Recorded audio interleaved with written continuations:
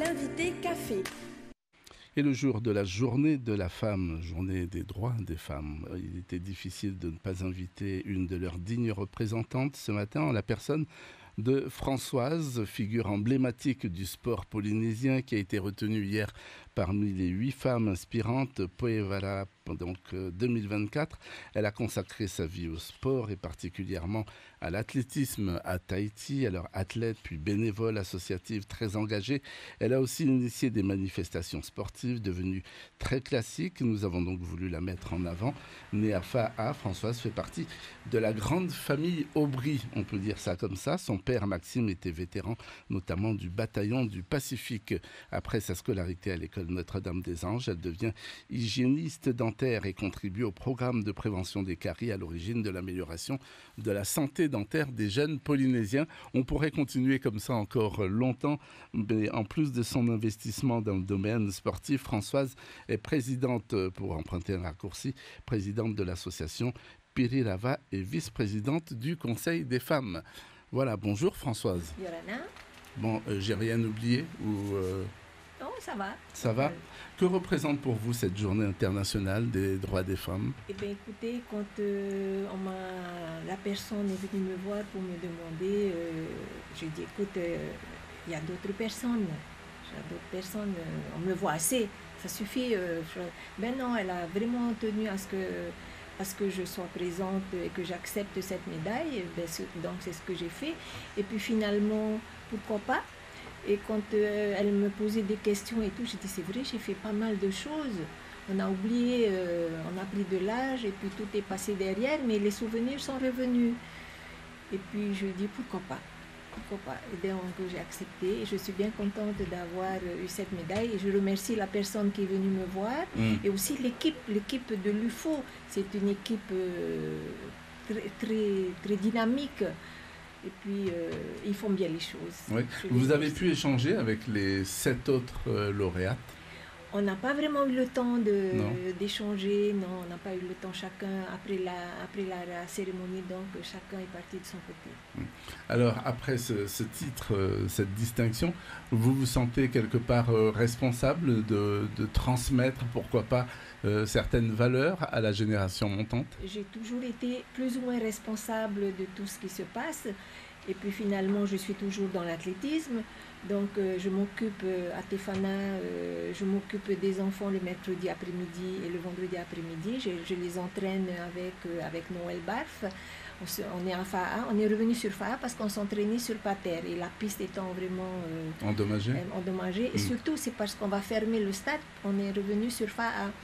Donc, et oui, et puis je suis contente d'être là et d'apprendre les choses, tout ce qui est important pour débuter l'athlétisme, quoi. Et puis, je continue à être officielle, je suis un peu partout et je suis aussi athlète encore. Vous n'arrêtez pas? Non. Tant que mes jambes vont me porter et pouvoir me déplacer, ben, je continuerai. Est-ce que vous trouvez que l'on a avancé, on a progressé dans les droits des femmes ici en Polynésie? On a avancé, vu que dernièrement, donc, il y a eu le vote en France qui accepte l'IVG. Pourquoi pas? Mais pas à n'importe quel moment, pas à n'importe quand, suivant le moment de grossesse de la dame. On ne doit pas faire, quand le bébé est bien formé, je ne pense pas que ce sera une bonne chose. Donc il faut que la femme qui veut faire ça doit vraiment prendre les décisions le plus tôt possible, aussitôt ces règles, quand elle a des doutes. Là, il faut le faire, mais je ne pense pas qu'il faut attendre.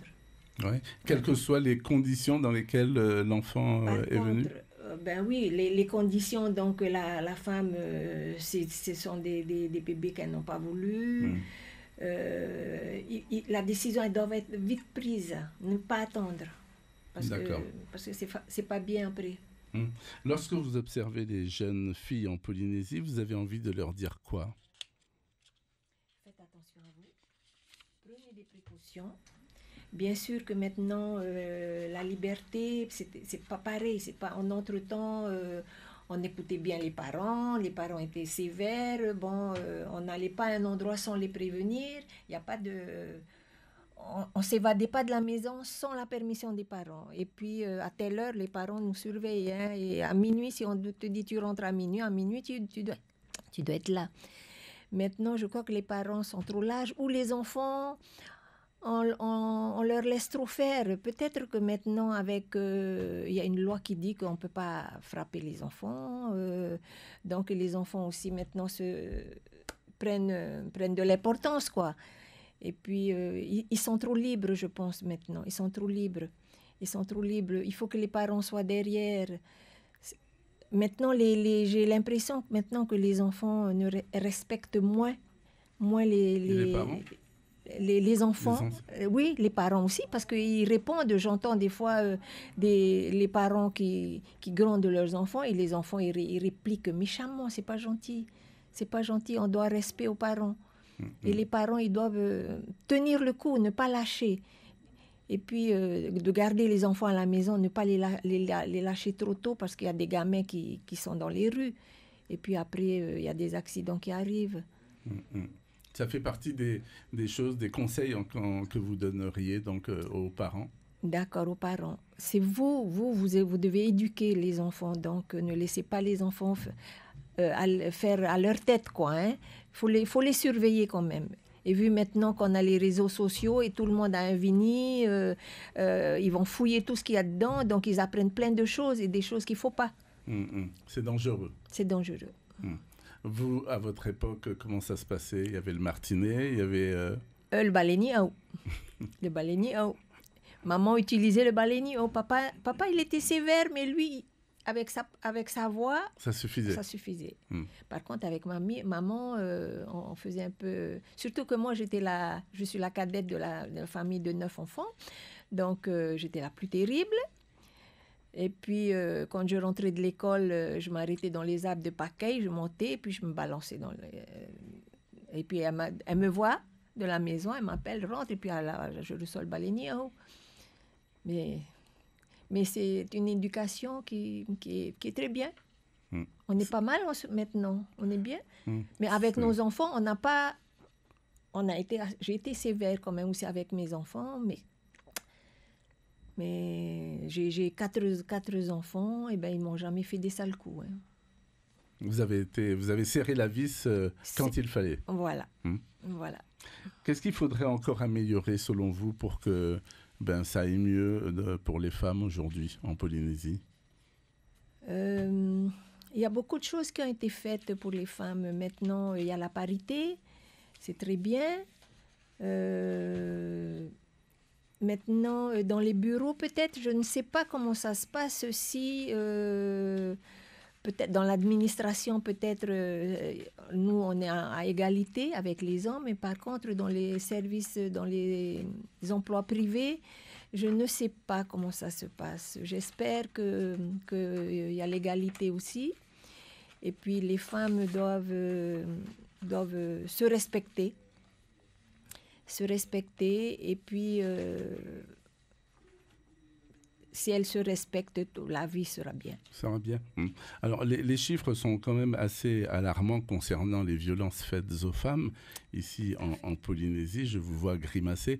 Oui. C'est quelque chose qui vous tient à cœur, qui vous touche particulièrement? Oui, alors je fais partie de l'association Wahine Pirirava.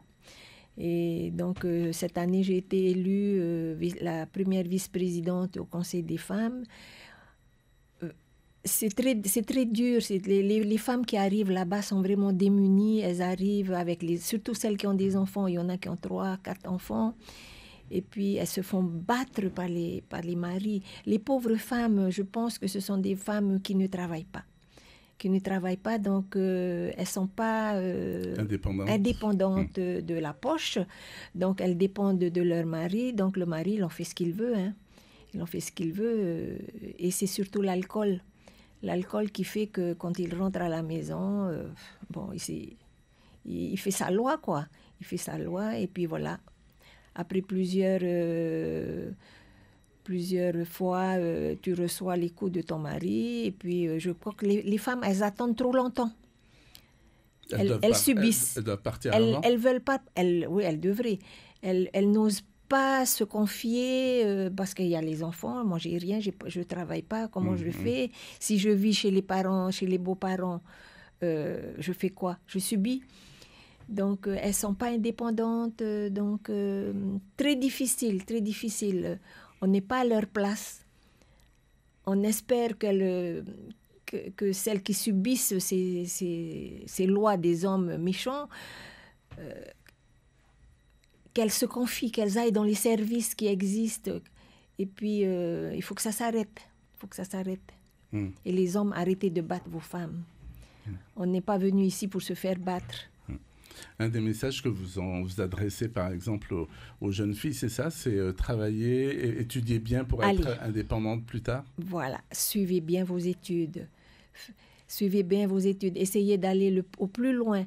Mais par contre, il y en a d'autres qui disent « Oh, on a beaucoup de diplômes, on n'a pas de travail. » Bon, il ne faut pas dire ça. Il faut essayer quand même d'aller le plus loin possible et puis trouver du travail et puis soyez indépendante de votre porte-monnaie. Ce sera mieux. Vous pourriez dire ça suffit, ok, ça suffit. Quand le jour arrivera où quelqu'un vous fera du mal. Encore une chose, Françoise, est-ce que vous avez un modèle? Est-ce qu'il y a une femme comme ça que vous avez toujours admirée dans l'actualité ou localement, hein? Waouh, il faut chercher dans les... Dans le sport, par exemple. Dans le sport, ah oui, il y a Colette Besson. Colette Besson qui a remporté la première médaille d'or pendant les Jeux de Mexico. Elle a remporté sa médaille d'or, la première de France. Elle est venue à Tahiti et c'est grâce à elle, elle habitait Fa'a. Elle a accompagné son mari qui était directeur de Colgate Palmolive. Donc Jean-Yves Bombridge, qui était notre président à cette époque-là, l'a invité. On habite en Fa'a, de réouvrir la section d'athlétisme de Tefana qui était en sommeil. Et c'est grâce à elle, elle a tout fait pour réouvrir cette section. Et le président, c'était Patrick Rey. Et comme il habitait Montréal, c'était compliqué. Finalement, mon mari a pris la relève. Il a tenu 1 an. Et en 89, quand elle se préparait à partir, elle m'a demandé, Colette, écoute, tu prends la relève. Étant ancienne athlète, donc il a été plus facile pour moi de prendre la relève. Merci beaucoup en tous les cas, Françoise Terriero-Iterai, Aubry. Donc, je rappelle que vous avez reçu le prix Poerava 2024, c'était hier. Merci beaucoup. Vous allez pouvoir continuer à raconter votre vie avec Carlos Natoa dans un instant en tahitien. Merci encore. L'invité café.